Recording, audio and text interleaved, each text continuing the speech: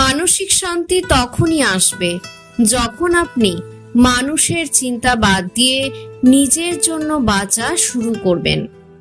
আঘাত করলে ঘুরে দাঁড়ানো যায়, বেইমানি করলে উঠে দাঁড়ানোটাই কঠিন হয়ে যায়। দিনকাল সত্যি অনেক বদলে গেছে। খুব দরকার না পড়লে কেউ আজকাল কারোর খোঁজ নিতে চায় না, যতই কাছের মানুষ হোক না কেন। নিজের চেহারা এবং গায়ের রং নিয়ে কখনো মন খারাপ করবেন না। ভগবান যেটা দিয়েছে সেটাতেই সন্তুষ্ট থাকুন।